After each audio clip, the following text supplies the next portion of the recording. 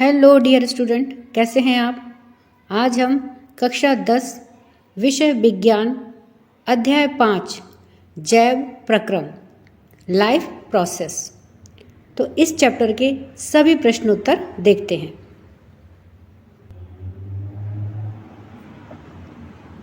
पाठ के अंदर के प्रश्न। प्रश्न 1, हमारे जैसे बहुकोशिकीय जीवों में ऑक्सीजन की आवश्यकता पूरी करने में विसरण क्यों अपर्याप्त है। यानी कि हमारे शरीर में ऑक्सीजन की आवश्यकता विसरण के द्वारा पूरी क्यों नहीं की जा सकती है। तो हमारे जैसे बहुकोशिकीय जीवों में सभी कोशिकाएं अपने आसपास के पर्यावरण के सीधे संपर्क में नहीं रह सकती, इसलिए साधारण विसरण सभी कोशिकाओं की ऑक्सीजन की आवश्यकता की पूर्ति करने के लिए पर्याप्त नहीं है। तो इसलिए विसरण के द्वारा बहुकोशिकीय जीवों में ऑक्सीजन की आवश्यकता पूरी नहीं होती है। प्रश्न 2, कोई वस्तु सजीव है, इसका निर्धारण करने के लिए हम किस मापदंड का उपयोग करेंगे। यानी कि हम कैसे पता लगाएंगे कि कोई वस्तु सजीव है अथवा नहीं। तो इसके लिए क्या मापदंड निर्धारित हैं। तो कोई वस्तु सजीव है, इसके लिए उसमें निम्नलिखित लक्षण होने चाहिए। जैसे सजीवों का शरीर कोशिका या फिर कोशिकाओं या फिर ऊतकों का बना होता है। सजीवों में विभिन्न उपापचयी क्रियाएं जैसे पाचन, श्वसन आदि पाई जाती हैं। यानी कि ये सजीवों का मुख्य लक्षण है। सजीवों में वृद्धि होती है तथा सजीव गति करते हैं। सजीवों का एक निश्चित आकार एवं आकृति होती है। सजीवों की मृत्यु होती है तथा सजीव जनन के द्वारा अपनी संतति को बढ़ाते हैं। तो ये सभी लक्षण किसके हैं? सजीव वस्तुओं के हैं या सजीव प्राणियों के हैं। प्रश्न 3, किसी जीव के द्वारा किन कच्ची सामग्रियों का उपयोग किया जाता है। तो क्योंकि पृथ्वी पर जीवन कार्बन आधारित अणुओं पर निर्भर करता है, अतः अधिकांश खाद्य पदार्थ भी कार्बन आधारित होते हैं। अतः किसी भी जीव के द्वारा कच्ची सामग्रियों का उपयोग कार्बन आधारित अणुओं के रूप में किया जाता है। प्रश्न 4, जीवन के अनुरक्षण के लिए आप किन प्रक्रमों को आवश्यक मानेंगे। तो जीवन के अनुरक्षण के लिए निम्न प्रक्रमों को आवश्यक मानते हैं। तो जैसे पोषण, फिर उपापचय, श्वसन, उत्सर्जन तथा परिवहन। तो एक जीवन में या जीवित व्यक्ति के अंदर ये सारे प्रक्रम आवश्यक होते हैं। पाठ के अंदर के प्रश्न। प्रश्न 1, स्वयंपोषी पोषण तथा विषमपोषी पोषण में क्या अंतर है। तो देखिए, स्वयंपोषी पोषण यानी कि ऑटोट्रॉफिक न्यूट्रिशन।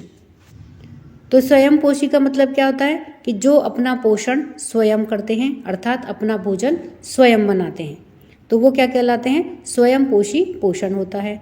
और जो विषमपोषी पोषण यानी कि जो अपने भोजन के लिए दूसरों पर आधारित होते हैं, यानी कि दूसरों के बनाए हुए भोजन को खाते हैं, वे क्या, उस प्रकार का पोषण क्या होता है? विषमपोषी पोषण या हेटेरोट्रॉफिक न्यूट्रिशन। अब इसमें क्या अंतर है, तो आइए इनमें अंतर देखते हैं। तो देखिए, पहला अंतर है कि स्वयंपोषी पोषण, पोषण की वह विधि होती है जिसमें जीवधारी सरल अकार्बनिक पदार्थों से कार्बनिक भोज्य पदार्थों का निर्माण स्वयं कर लेते हैं, स्वयंपोषी पोषण कहलाते हैं। तथा ऐसे जीवधारी क्या होते हैं? स्वयंपोषी कहलाते हैं। और हेटेरोट्रॉफिक यानी कि विषमपोषी पोषण क्या होता है कि पोषण की वह विधि जिसमें जीवधारी सरल अकार्बनिक पदार्थों से भोजन निर्मित नहीं कर पाते हैं और इसे दूसरे जीवों से प्राप्त करते हैं। यानी कि वे अकार्बनिक पदार्थों से स्वयं भोजन नहीं बनाते हैं, बल्कि अपने भोजन को दूसरे जीवों से प्राप्त करते हैं। वह क्या होता है? विषमपोषी पोषण कहलाता है। तथा ऐसे जीवधारी विषमपोषी कहलाते हैं।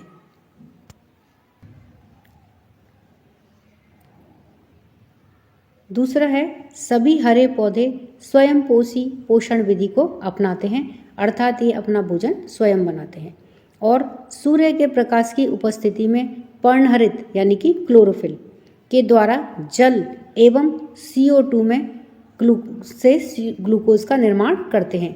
यानी कि सूर्य का प्रकाश होता है और क्लोरोफिल जो कि पत्तियों में उपस्थित होता है, और कार्बन डाइऑक्साइड ये वायुमंडल से लेते हैं, उससे ये ग्लूकोज का निर्माण करते हैं। सभी जंतु विषमपोषी पोषण विधि अपनाते हैं और ये शाकाहारी, मांसाहारी, परजीवी या मृतोपजीवी हो सकते हैं। तीसरा है इनमें अंतर कि इसका उदाहरण है स्वयंपोषी पोषण का कि सभी हरे पौधे, नील हरित शैवाल एवं प्रकाश संश्लेषी जीवाणु, ये सभी स्वयंपोषी पोषण के उदाहरण हैं। और विषमपोषी पोषण के उदाहरण है कि सभी जंतु, कवक, अधिकांश जीवाणु, परजीवी, पादप जैसे अमरबेल, तो ये अपने भोजन के लिए दूसरों पर आधारित होते हैं। प्रश्न 2, प्रकाश संश्लेषण के लिए आवश्यक कच्ची सामग्री पौधा कहाँ से प्राप्त करता है? तो पौधे प्रकाश संश्लेषण के लिए आवश्यक कच्ची सामग्री के रूप में प्रकाश तो सूर्य से प्राप्त करते हैं और जल की पूर्ति मिट्टी में उपस्थित जल को जड़ों के द्वारा अवशोषण से करते हैं। और विभिन्न पोषक तत्व जैसे नाइट्रोजन, फास्फोरस, लोहा, मैग्नीज, मैग्नीशियम आदि भी मिट्टी से ही लिए जाते हैं और कार्बन डाइऑक्साइड वायुमंडल से ली जाती है। तो ये सभी कच्ची सामग्री पौधा इस प्रकार से अपने पर्यावरण से या फिर सूर्य के प्रकाश को सूर्य से प्राप्त करता है और जड़ों के द्वारा जल तथा आवश्यक पोषक तत्व वह जड़ों से प्राप्त करता है। प्रश्न 3, हमारे आमाशय में अम्ल की भूमिका क्या होती है? तो आमाशय की भित्ति में उपस्थित जठर ग्रंथियों के द्वारा जठर रस का स्त्रवण होता है, यानी कि ये जठर रस को स्रावित करती हैं, निकालती हैं। और यह कैसा होता है?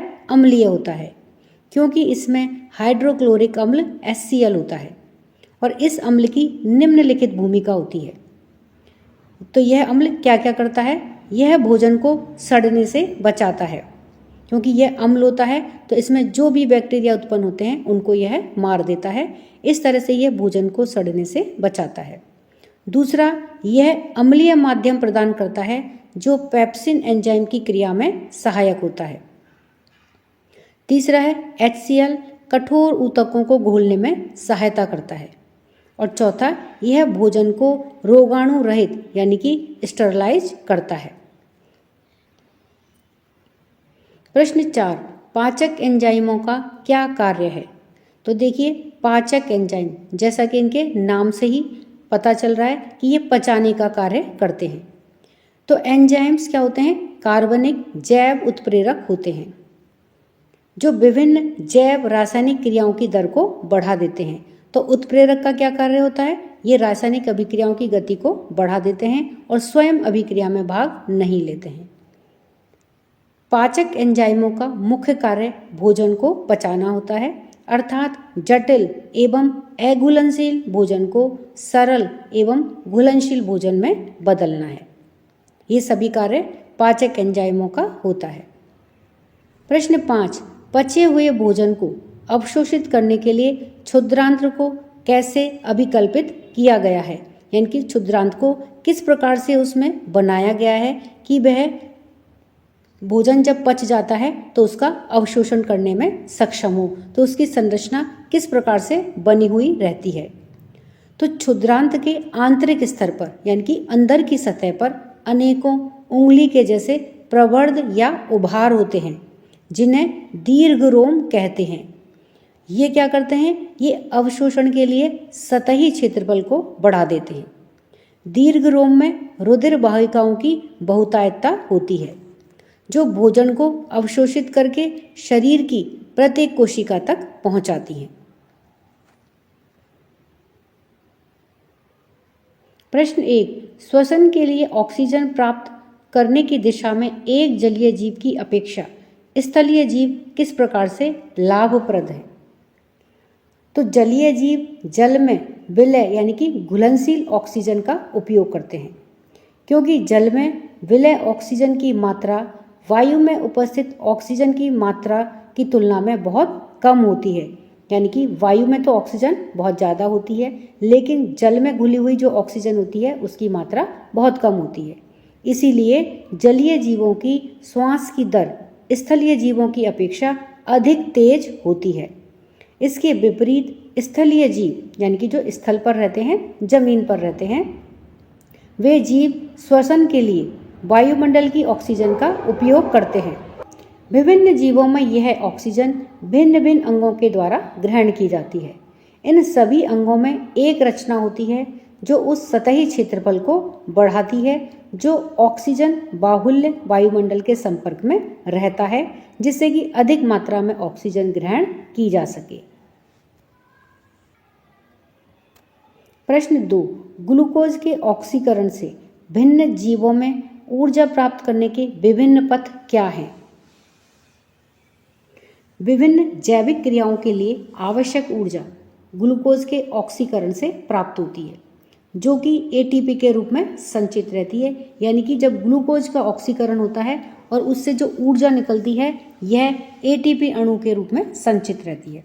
विभिन्न जीवधारियों में ग्लूकोज का ऑक्सीकरण निम्न प्रकार से हो सकता है। तो पहला है, देखिए, वायवीय श्वसन। तो जब ग्लूकोज का ऑक्सीकरण कोशिका द्रव्य में ऑक्सीजन की उपस्थिति में होता है, क्योंकि यह क्या है, वायवीय श्वसन है, इसमें वायु अर्थात ऑक्सीजन की आवश्यकता होती है, ऑक्सीजन की उपस्थिति में यह होता है, इसीलिए यह वायवीय श्वसन कहलाता है। और यह कहाँ होता है, कोशिका द्रव्य में होता है, उसमें ऑक्सीजन की उपस्थिति में होता है, तब इसे हम वायवीय श्वसन कहते हैं। अधिकांश जीवों में इसी प्रकार से ऊर्जा का उत्पादन होता है। दूसरा है अवायवीय श्वसन। अवायवीय यानी कि इसमें वायु की या फिर ऑक्सीजन की अनुपस्थिति में यह श्वसन होता है। तो इसमें ग्लूकोज का ऑक्सीकरण ऑक्सीजन की अनुपस्थिति में होता है, उसे हम अवायवीय श्वसन कहते हैं। इस प्रक्रम में किण्वन के समय, जैसा कि किण्वन के समय यीस्ट में होता है, तो यह अवायवीय श्वसन का उदाहरण है। यहाँ पर क्या होता है, पाइरूवेट इथेनॉल तथा CO2 में परिवर्तित हो जाता है। कभी कभी जब हमारी पेशी कोशिकाओं में ऑक्सीजन का अभाव हो जाता है, तब पाइरूवेट एक अन्य 3 कार्बन वाले अणु लैक्टिक अम्ल में परिवर्तित हो जाता है।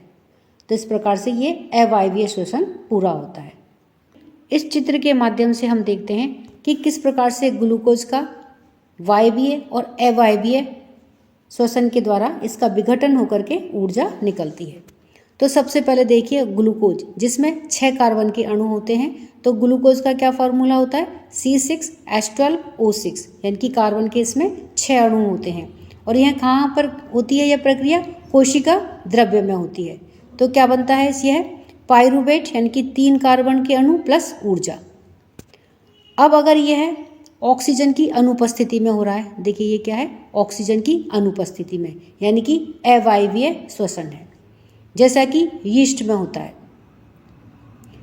तो इसमें जब यीस्ट में होता है तो क्या होता है, एथेनॉल बनता है प्लस कार्बन डाइऑक्साइड बनती है प्लस ऊर्जा बनती है। तो एथेनॉल में क्या हुआ, 2 कार्बन के अणु, यानी कि यह 6 कार्बन के अणु से 2 कार्बन के अणुओं में टूट जाता है, प्लस कार्बन डाइऑक्साइड निकलती है, साथ में ऊर्जा निकलती है। दूसरा, ऑक्सीजन के अभाव में, जैसा कि हमारी पेशी कोशिकाओं में होता है, तो उसमें क्या बनता है, लैक्टिक अम्ल बनता है, जो कि 3 कार्बन के अणुओं का है, प्लस ऊर्जा निकलती है। अब यदि ग्लूकोज का ऑक्सीजन की उपस्थिति में ऑक्सीकरण हो रहा है, यह कहाँ पर होता है, माइटोकॉन्ड्रिया में। तो इसमें देखिए क्या क्या बनता है, कार्बन डाइऑक्साइड के 3 अणु प्लस जल प्लस ऊर्जा। इस प्रकार से विभिन्न पथों के द्वारा ग्लूकोज का विखंडन होता है और ऊर्जा निकलती है। प्रश्न 3, मनुष्यों में ऑक्सीजन तथा कार्बन डाइऑक्साइड का परिवहन कैसे होता है, यानी कि हम किस प्रकार से ऑक्सीजन को अंदर लेते हैं और किस प्रकार से फिर कार्बन डाइऑक्साइड बाहर निकलती है, तो इसका परिवहन किस प्रकार से होता है। तो मानव में श्वसन वर्णक वस्तुतः हीमोग्लोबिन होता है, जो कि ऑक्सीजन के लिए उच्च बंधुता रखता है। यह वर्णक यानी कि जो हीमोग्लोबिन होता है वह लाल रुधिर कणिकाओं में उपस्थित होता है। अतः वायु कूपिकाओं से विसरित होकर के ऑक्सीजन हीमोग्लोबिन के अणुओं से बंध जाती है। यानी कि हमारे फेफड़े के अंदर जो वायु कूपिका होती हैं उनमें से यह ऑक्सीजन निकल करके हीमोग्लोबिन के अणुओं के साथ में बंध जाती है। रुधिर इस ऑक्सीजन को ऑक्सीजन की कमी वाले ऊतकों में पहुंचा देता है और यह ऑक्सीजन कहाँ चली जाती है? रुधिर के साथ में या ब्लड के साथ में उन ऊतकों में या उन कोशिकाओं में चली जाती है जहाँ पर कि ऑक्सीजन की कमी होती है। कार्बन डाइऑक्साइड जल में अधिक विलय है, इसलिए इसका परिवहन हमारे रुधिर में विलय अवस्था में होता है। रुधिर में विलय होकर के CO2 फेफड़ों तक लाई जाती है। वायु कूपिकाओं में CO2 की सांद्रता कम होने के कारण रुधिर से यह विसरित होकर के फेफड़ों में आ जाती है। अर्थात जब वायु कूपिकाओं में CO2 यानी कि कार्बन डाइऑक्साइड की मात्रा या सांद्रता कम हो जाती है तो यह रुधिर में से विसरित होकर के फेफड़ों में आ जाती है और फिर यह CO2 युक्त जो वायु होती है वह निःश्वसन के द्वारा यानी कि जब हम सांस छोड़ते हैं उसके द्वारा शरीर से बाहर निकल जाती है। तो इस प्रकार से ऑक्सीजन तथा कार्बन डाइऑक्साइड का परिवहन होता है।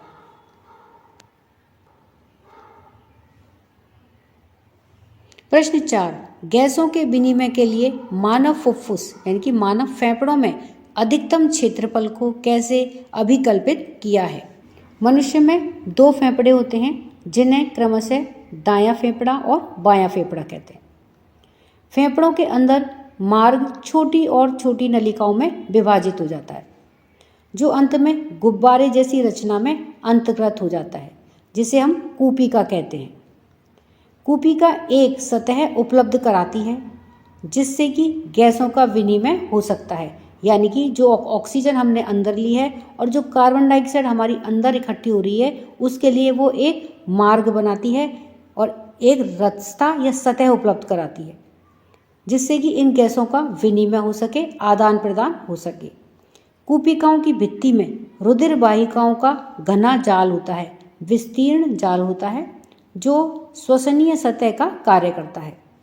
यदि मनुष्य की दोनों फेफड़ों की कूपिकाओं की सतह को फैला दिया जाए तो यह लगभग 80 वर्ग मीटर क्षेत्र को ढक लेती हैं। अतः फेफड़ों में स्थित कूपिकाएं गैसों के विनिमय के लिए विस्तृत स्थान उपलब्ध करवाती हैं। पाठ के अंदर के प्रश्न। प्रश्न 1, मानव में वहन तंत्र के घटक कौन कौन से हैं? इन घटकों के क्या कार्य हैं? तो मानव में वहन तंत्र के 2 मुख्य घटक हैं जिन्हें क्रमशः परिसंचरण तंत्र या फिर सर्कुलेटरी सिस्टम और दूसरा है लसिका तंत्र यानी कि लिम्फेटिक सिस्टम कहते हैं। तो ये 2 मुख्य वहन तंत्र हैं। तो अब हम सबसे पहले परिसंचरण तंत्र को देखते हैं कि इसमें कौन कौन से घटक भाग लेते हैं। तो पहला है परिसंचरण तंत्र या फिर सर्कुलेटरी सिस्टम। परिसंचरण तंत्र के 3 भाग होते हैं जो निम्न प्रकार से हैं। पहला है हृदय या फिर हार्ट। यह एक पेशीय अंग है जो पूरे शरीर में रुधिर को पंप करने के लिए संकुचन करता है। यानी कि जब हमारा हृदय या हार्ट संकुचन करता है तो उसके द्वारा पंपिंग होती है जिससे पूरे शरीर में हमारे में जो रुधिर है वह पहुंचता है। दूसरा है रुधिर या फिर ब्लड। यह एक तरल संयोजी ऊतक है जिसमें तरल प्लाज्मा एवं रुधिर कोशिकाओं के रूप में स्वतंत्र कोशिकाएं होती हैं और ये रुधिर कोशिकाएं 3 प्रकार की होती हैं। जो हमारे ब्लड में रुधिर कोशिकाएं होती हैं वे 3 प्रकार की होती हैं। तो पहली हैं लाल रुधिर कोशिकाएं या फिर रेड ब्लड कार्पसल्स। इसके क्या कार्य हैं, यानी कि यह ब्लड में क्या कार्य करती है? ये ऑक्सीजन को फेफड़ों से ऊतकों तक पहुंचाती हैं। यानी कि हमने सांस के द्वारा जो ऑक्सीजन फेफड़ों के अंदर ली है उस ऑक्सीजन को ये ऊतकों तक पहुंचाती है। कौन? लाल रुधिर कोशिकाएं। एवं कार्बन डाइऑक्साइड को कोशिकाओं से फेफड़ों तक संवहन करती हैं, लेकर के आती हैं। दूसरी हैं श्वेत रुधिर कोशिकाएं या वाइट ब्लड कार्पल्स। इसके कार्य, ये भक्षकाणु यानी कि फैगोसाइटोसिस का कार्य करती हैं, यानी कि ये खा जाने का कार्य करती हैं। भक्षकाणु का मतलब होता है खा जाती हैं। एवं ये एंटीबॉडीज का निर्माण करती हैं। प्लेटलेट्स के कार्य, ये रक्त स्कंदन यानी कि क्लॉटिंग में सहायता करते हैं। क्लॉटिंग का मतलब जब हमारे चोट लग जाती है तो उसके ऊपर एक फाइब्रस या जालनुमा रचना बन जाती है, इसको हम क्या कहते हैं, क्लॉटिंग। और अगर क्लॉटिंग नहीं होगी तो रुधिर या ब्लड लगातार उस चोट से बहता रहेगा, तो उसको रोकने में कौन सहायता करता है, प्लेटलेट सहायता करते हैं। तो ये क्या करते हैं, क्लॉटिंग बनाने में मदद करते हैं, जिससे रक्त वाहिनी के कटे हुए भाग से रक्त स्राव बंद हो जाता है। अब है प्लाज्मा। तो प्लाज्मा के कार्य, यह भोजन, कार्बन डाइऑक्साइड तथा नाइट्रोजनी वर्ज्य पदार्थ का विलीन रूप में वहन करता है। तीसरा है रुधिर वाहिकाएं या ब्लड वेसल्स। ये 3 प्रकार की होती हैं। पहला है धमनियां या फिर आर्टरीज।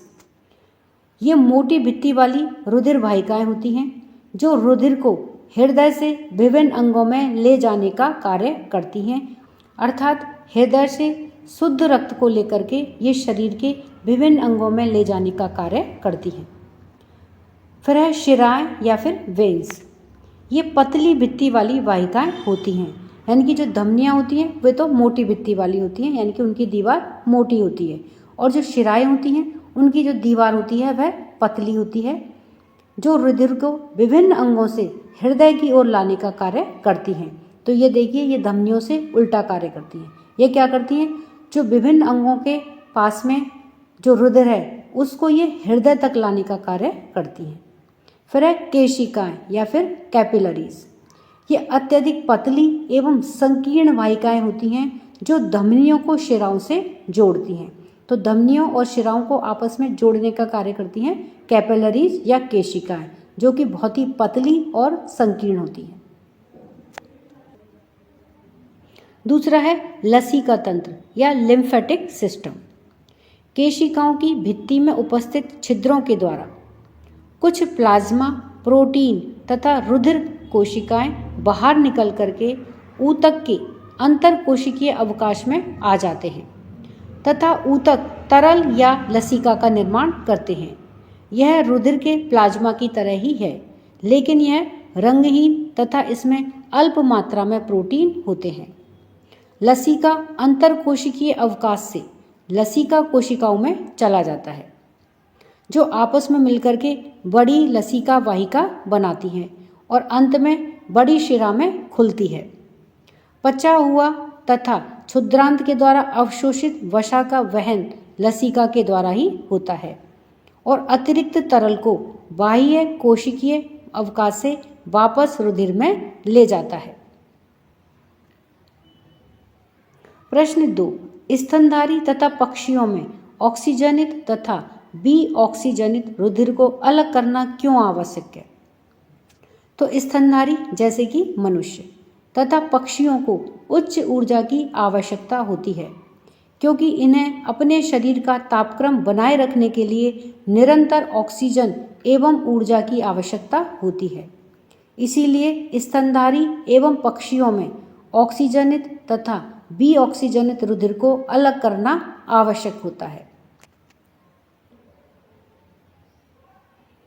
प्रश्न 3, उच्च संगठित पादप में वहन तंत्र के घटक क्या हैं?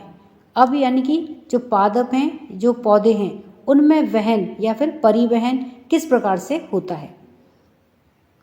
तो उच्च संगठित पादप में वहन तंत्र के घटक निम्न 2 हैं। पहला है जाइलम और दूसरा है फ्लोएम। तो पहला है जाइलम। तो देखिए, जाइलम जैसा कि इसके नाम से ही पता चल रहा है, तो ये जल का परिवहन करता है। तो इसे जल संवहन ऊतक या फिर वाटर कंडक्टिंग टिश्यू भी कहते हैं। इसका प्रमुख कार्य क्या होता है? जड़ों के द्वारा अवशोषित जल तथा खनिज लवणों को ये पौधे के विभिन्न भागों तक पहुंचाने का कार्य जाइलम करता है। दूसरा है फ्लोएम। फ्लोएम का प्रमुख कार्य क्या होता है? पर्ण अर्थात पत्तियों में प्रकाश संश्लेषण के द्वारा बने हुए कार्बनिक भोज्य पदार्थों तथा हार्मोन्स को ये पौधे के प्रत्येक भाग तक पहुंचाने का कार्य फ्लोएम करता है। तो इस प्रकार से जल को पहुंचाने का कार्य जाइलम करता है तथा पत्तियों के द्वारा बने हुए भोजन को पौधे के विभिन्न भागों तक पहुंचाने का कार्य फ्लोएम करता है। प्रश्न 4, पादप में जल और खनिज लवण का वहन कैसे होता है? अर्थात पौधों में जड़ के द्वारा जो जल और खनिज लवण अवशोषित किए जाते हैं वे पौधे के विभिन्न भागों तक किस प्रकार से पहुंचाए जाते हैं? तो पादप में जल और खनिज लवणों का परिवहन जाइलम ऊतक के द्वारा किया जाता है। जाइलम में जड़ों, तनों और पत्तियों की वाहिनिकाएं तथा वाहिकाएं आपस में जुड़ करके जल संवहन वाहिकाओं का एक सतत जाल बनाती हैं जो पादप के सभी भागों से संबंधित होती हैं। जड़ों की कोशिकाएं मृदा के संपर्क में रहती हैं तथा वे सक्रिय रूप से आयन प्राप्त करती हैं। यह जड़ और मृदा के मध्य में आयन सांद्रण में एक अंतर उत्पन्न करता है। इस अंतर को समाप्त करने के लिए मृदा से जल जड़ में प्रवेश कर जाता है। जल अनवरत गति से जड़ के जाइलम में जाता है और जल के स्तंभ का निर्माण करता है जो लगातार ऊपर की ओर धकेला जाता है। इस प्रकार से जल मृदा में से जड़ के द्वारा पौधों के ऊपर या पत्तियों तक पहुंचता है। जल की रंध्र के द्वारा हुई हानि का प्रतिस्थापन पत्तियों में जाइलम वाहिकाओं के द्वारा हो जाता है। यानी कि जो पत्तियों के ऊपर रंध्र होते हैं, जो छोटे छोटे छेद होते हैं, उससे पानी की हानि होती है, तो उसका प्रतिस्थापन पत्तियों में जाइलम वाहिकाओं के द्वारा हो जाता है। वास्तव में कोशिका से जल के अणुओं का वाष्पन एक चूषण उत्पन्न करता है जो जल को जड़ों में उपस्थित जाइलम कोशिकाओं के द्वारा खींचता है।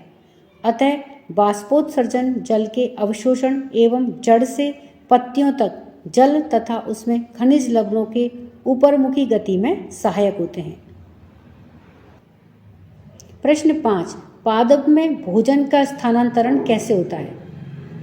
अर्थात जो पत्तियों ने भोजन बनाया है वह पादप के विभिन्न भागों तक कैसे पहुंचता है? तो प्रकाश संश्लेषण के विलय उत्पादों का वहन स्थानांतरण कहलाता है और यह संवहन ऊतक के फ्लोएम नामक भाग के द्वारा होता है। प्रकाश संश्लेषण के उत्पादों के अलावा फ्लोएम अमीनो अम्ल तथा अन्य उत्पादों का भी परिवहन करता है। ये पदार्थ विशेष रूप से जड़ के भंडारण अंगों, फलों, बीजों तथा वृद्धि वाले अंगों में ले जाए जाते हैं। भोजन तथा अन्य पदार्थों का स्थानांतरण संलग्न साथी कोशिका की सहायता से चालनी नलिका में ऊपरमुखी तथा अधोमुखी दोनों ही दिशाओं में होता है। यानी कि जो भोजन तथा अन्य पदार्थ हैं उनका स्थानांतरण ऊपर की ओर भी होता है और नीचे की ओर, यानी कि दोनों ही दिशाओं में होता है। फ्लोएम के द्वारा भोजन का स्थानांतरण ऊर्जा के उपयोग से पूरा होता है। सुक्रोज सरीखे पदार्थ फ्लोएम ऊतक में एटीपी से प्राप्त ऊर्जा से ही स्थानांतरित होते हैं। यह ऊतक का परासरण दाब बढ़ा देता है जिससे कि जल इसमें प्रवेश कर जाता है और यह दाब पदार्थों को फ्लोएम से उस ऊतक तक ले जाता है जहाँ पर कि दाब कम होता है। अतः फ्लोएम पादप की आवश्यकता के अनुसार पदार्थों का स्थानांतरण करता है। यानी कि जहाँ पर दाब अधिक होता है वहाँ से भोज्य सामग्री को लेता है और जहाँ पर दाब कम हो जाता है वहाँ पर यह भोज्य सामग्री को दे देता है। इस प्रकार से यह पादप की आवश्यकता के अनुसार पदार्थों का स्थानांतरण करता है।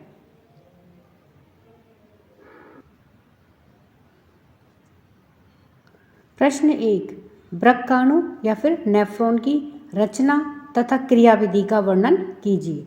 यानी कि वृक्काणु किस प्रकार से कार्य करता है इसका वर्णन करना है। तो यह देखिए एक वृक्काणु की रचना है, यानी कि उसका चित्र है और ये इसके भिन्न भिन्न भागों को रेखांकित किया गया है कि किस भाग को क्या कहते हैं। अब हम इस वृक्काणु की कार्यविधि को पढ़ते हैं। तो नेफ्रॉन की रचना या फिर स्ट्रक्चर ऑफ नेफ्रॉन। प्रत्येक वृक्क में अनेक निस्यंदन एकक होते हैं जिन्हें वृक्काणु या फिर नेफ्रॉन कहते हैं। निस्यंदन एकक में फुफ्फुस की तरह ही बहुत पतली भित्ति वाली रुधिर की केशिकाओं का गुच्छ होता है जिसे केशिका गुच्छ या फिर ग्लोमेरुलस कहते हैं। तो ये देखिए ग्लोमेरुलस ये दे रखा है। तो ये क्या होता है? पतली भित्ति वाली केशिकाओं का, रुधिर केशिकाओं का गुच्छा होता है जिसे हम कोशिका गुच्छ या फिर ग्लोमेरुलस कहते हैं। वृक्क में प्रत्येक केशिका गुच्छ एक नलिका के रूप के आकार के सिरे के अंदर होता है जिसे बोमन संपुट कहते हैं। नलिका छने हुए मूत्र को एकत्रित करती है। अब वृक्काणु या नेफ्रॉन की क्रियाविधि। तो प्रारंभिक निस्यंद में कुछ पदार्थ जैसे ग्लूकोज, एमिनो अम्ल, लवण और प्रचुर मात्रा में जल रह जाते हैं। जैसे जैसे मूत्र इस नलिका में प्रवाहित होता है, इन पदार्थों का चयनित पुनर्अवशोषण हो जाता है, यानी कि इनमें से कुछ चयनित पदार्थों का वापस से अवशोषण कर लिया जाता है। जल की मात्रा का पुनर्अवशोषण शरीर में उपलब्ध अतिरिक्त जल की मात्रा पर तथा कितना विलेय वर्ज्य उत्सर्जित करना है इस पर निर्भर करता है। यानी कि जल की कितनी मात्रा दोबारा से अवशोषित करनी है यह किस बात पर निर्भर करता है कि शरीर में कितना अतिरिक्त जल उपलब्ध है तथा उसमें कितने विलेय जो वर्जित पदार्थ हैं जिनको उत्सर्जित करना है वह इसमें कितने मिले हुए हैं उसके आधार पर निर्भर करता है। शेष बचे हुए पदार्थों को संग्राहक वाहिनी में स्रावित कर दिया जाता है। प्रश्न 2, उत्सर्जी उत्पाद से छुटकारा पाने के लिए पादप किन विधियों का उपयोग करते हैं? तो उत्सर्जी उत्पाद से छुटकारा पाने के लिए पादप निम्न विधियों का उपयोग करते हैं। पहला है, पादपों में श्वसन क्रिया के दौरान बनी CO2 मुख्य उत्सर्जी पदार्थ है।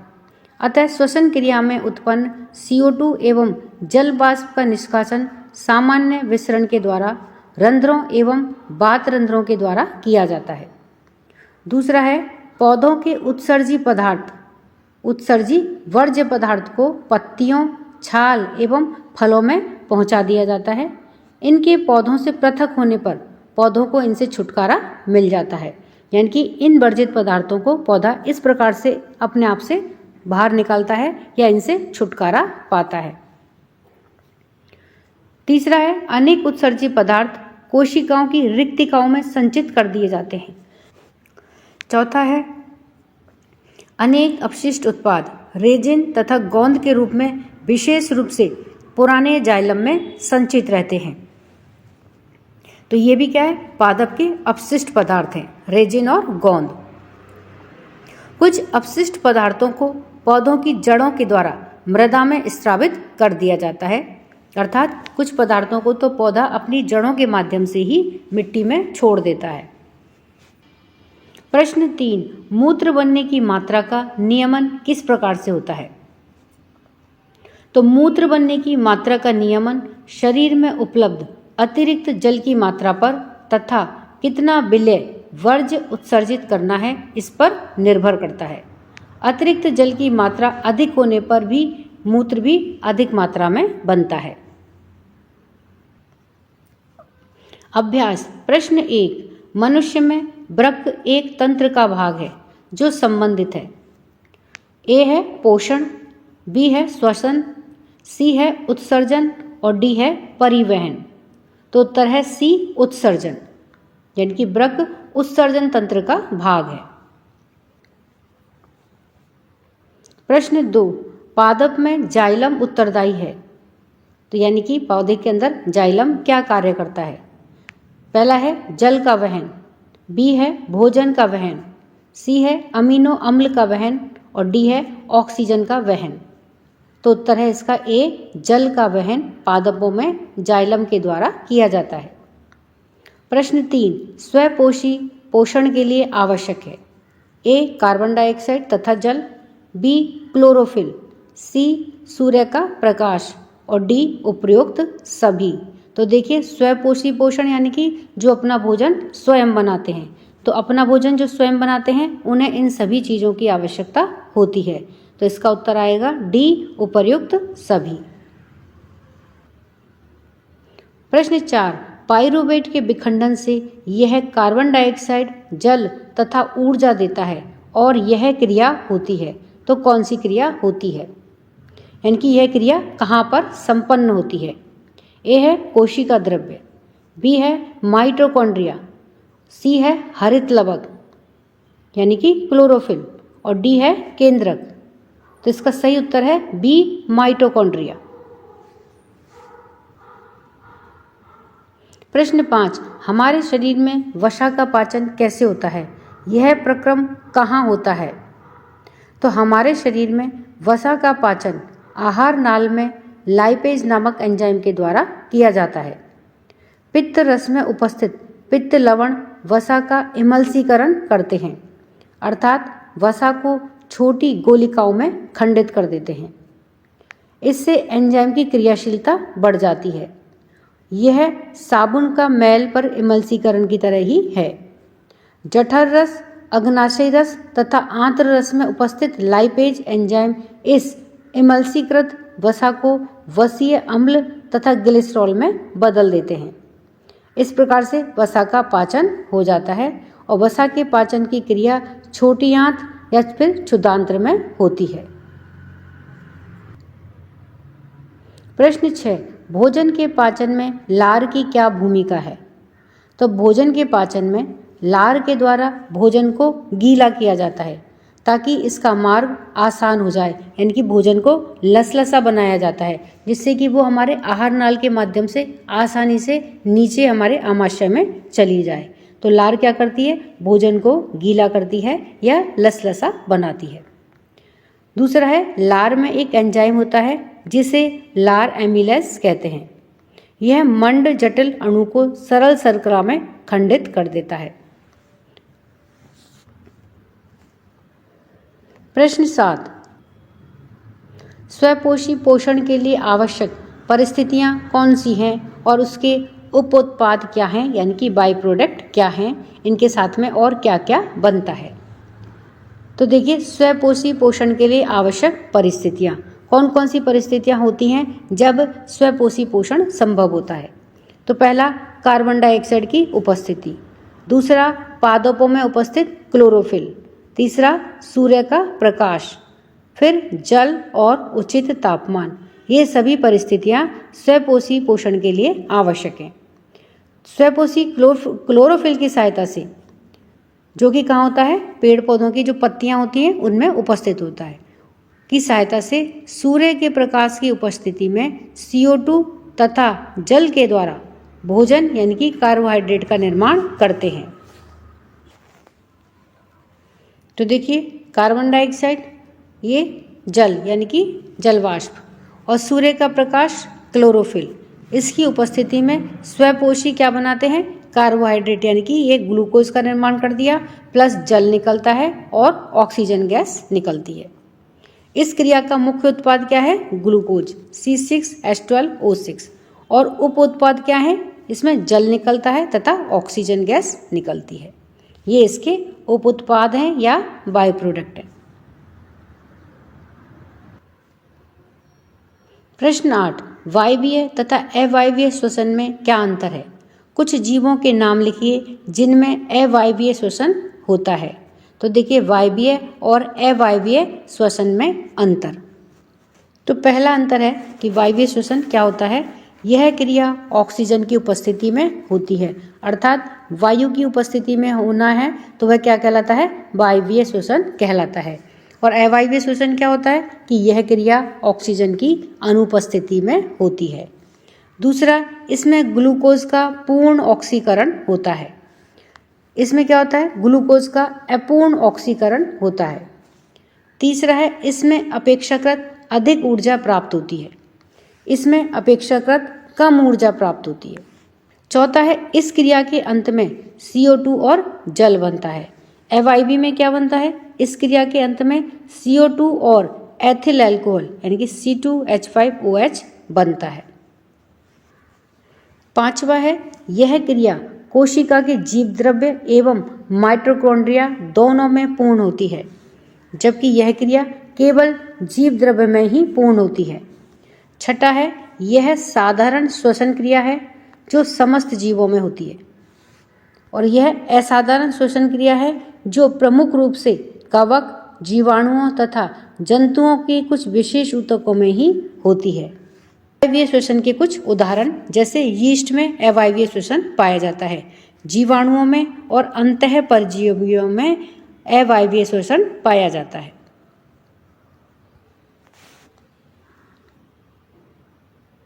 प्रश्न 9, गैसों के अधिकतम विनिमय के लिए कूपिकाएं किस प्रकार से अभिकल्पित हैं?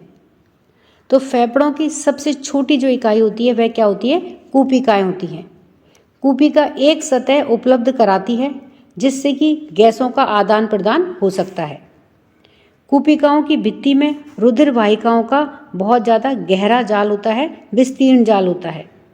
मनुष्य के यदि दोनों फेफड़ों की कूपिकाओं की सतह को फैला दिया जाए तो यह लगभग 80 वर्ग मीटर के क्षेत्र को ढक लेती हैं। तो इतना घना जाल इन कूपिकाओं का होता है। अतः कूपिकाएं विनिमय के लिए विस्तृत सतह उपलब्ध करवाती हैं, जिससे कि गैस का विनिमय अधिक दक्षतापूर्वक होता है। प्रश्न 10, हमारे शरीर में हीमोग्लोबिन की कमी के क्या परिणाम हो सकते हैं? उत्तर है, हमारे शरीर में हीमोग्लोबिन का मुख्य कार्य फेफड़ों में से ऑक्सीजन को ग्रहण करके शरीर के विभिन्न ऊतकों तक पहुंचाना है। अतः इसे श्वसन वर्णक भी कहते हैं। यदि शरीर में हीमोग्लोबिन की कमी होगी तो फेफड़ों से शरीर की कोशिकाओं के लिए ऑक्सीजन की उपलब्धता में भी कमी हो जाएगी, क्योंकि फेफड़ों से ऑक्सीजन कम मात्रा में ली जाएगी और शरीर की कोशिकाओं को भी ऑक्सीजन कम मात्रा में ही मिलेगी, क्योंकि शरीर में हीमोग्लोबिन कम है। परिणाम स्वरूप भोज्य पदार्थों के ऑक्सीकरण में भी बाधा उत्पन्न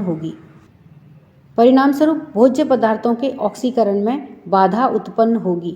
ऐसा होने से शरीर की विभिन्न क्रियाओं के संचालन के लिए आवश्यक ऊर्जा में कमी हो जाएगी, क्योंकि जब भोजन का ऑक्सीकरण ही ढंग से नहीं हो पाएगा तो उसके ऑक्सीकरण के पश्चात जो ऊर्जा निकलती है, जिससे कि हमारे शरीर में हमें कार्य करने की हमको क्षमता मिलती है, ऊर्जा मिलती है, तो वो हमें नहीं मिलेगी।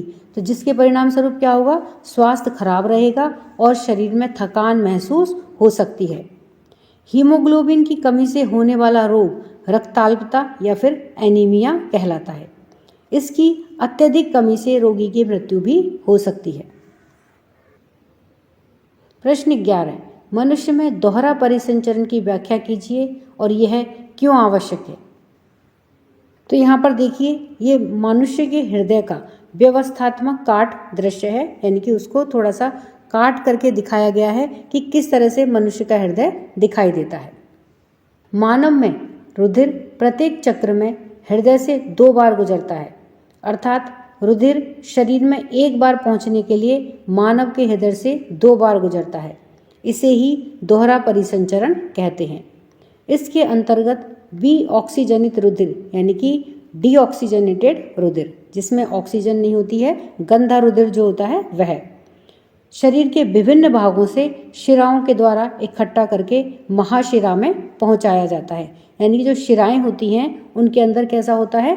गंदा रक्त होता है, अशुद्ध रक्त होता है, और इस अशुद्ध रक्त को हमारे शरीर के विभिन्न भागों से शिराओं के द्वारा एकत्रित किया जाता है और फिर कहाँ पर डाला जाता है? इसको महाशिरा में पहुंचाया जाता है। महाशिरा कहाँ होती है? हमारे हृदय के अंदर होती है, वहां तक इसको पहुंचाया जाता है। और अंत में यह रुधिर दाएं अलिंद में पहुंच जाता है। फिर दाएं अलिंद से यह कहाँ पहुंचता है? बाएं नीले में पहुंच जाता है। विऑक्सीजनित रुधिर दाएं नीले में से ऑक्सीजनित होने के लिए फेफड़ों में भेजा जाता है। ऑक्सीजनित रुधिर फिर से मानव हृदय के बाएं आलिंद में आ जाता है और फिर बाएं आलिंद से यह बाएं नीले में, बाएं नीले से ये महाधमनी में और फिर शरीर में चला जाता है। इस प्रकार से हृदय में एक परिसंचरण चक्र में 2 बार रुधिर आता है, एक बार दाईं तरफ से तथा दूसरी बार बाईं तरफ से।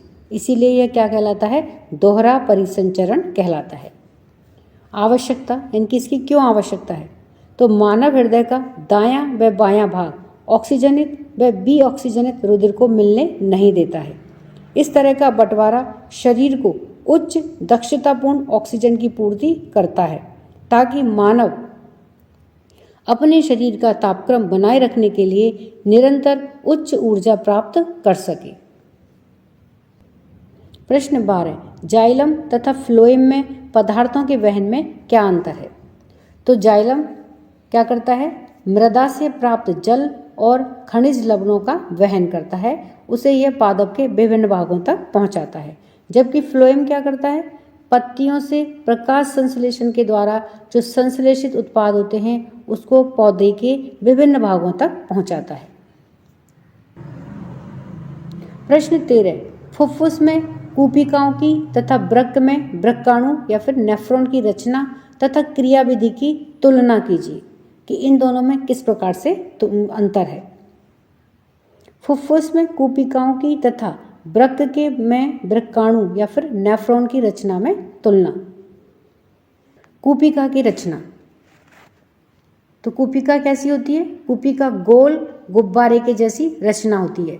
जबकि नेफ्रॉन कैसा होता है? नेफ्रॉन कुंडलित नलिकाकार रचना होती है।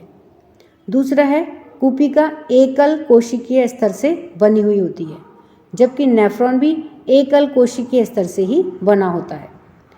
तीसरा है कूपिका की भित्ति में रुधिर वाहिकाओं का विस्तीर्ण जाल होता है और नेफ्रॉन की नली की रचना के चारों ओर रुधिर वाहिकाओं का जाल पाया जाता है। चौथा है केशिका गुच्छ जैसी रचना नहीं पाई जाती है, जबकि नेफ्रॉन में केशिका गुच्छ पाया जाता है। फुफ्फुस में कूपिकाओं की तथा वृक्क में वृक्काणु या फिर नेफ्रॉन की क्रियाविधि की तुलना। अब कूपिका की क्रियाविधि किस प्रकार से होती है?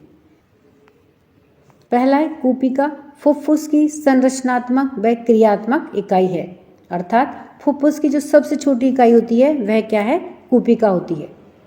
नेफ्रॉन वृक्क की संरचनात्मक व क्रियात्मक इकाई है। दूसरा है कूपिका श्वसनीय सतह उपलब्ध कराती है जहां पर कि गैसों का आदान प्रदान होता है। नेफ्रॉन में रुधिर निस्यंदन होता है जिससे कि अपशिष्ट पदार्थ पृथक किए जाते हैं। तीसरा है कूपिका में विसरण की क्रिया के द्वारा गैसों का विनिमय होता है, जबकि नेफ्रॉन में निस्यंदन, चयनित पुनर्अवशोषण व स्त्रवण की क्रियाएं होती हैं। तो इस तरह से बच्चों हमने इस पाठ के सभी प्रश्नोत्तरों को देखा है। वीडियो पसंद आने पर वीडियो को लाइक करें, शेयर करें। चैनल पर नए हैं तो सब्सक्राइब करना ना भूलें। मिलते हैं नए वीडियो में। इसी के साथ धन्यवाद।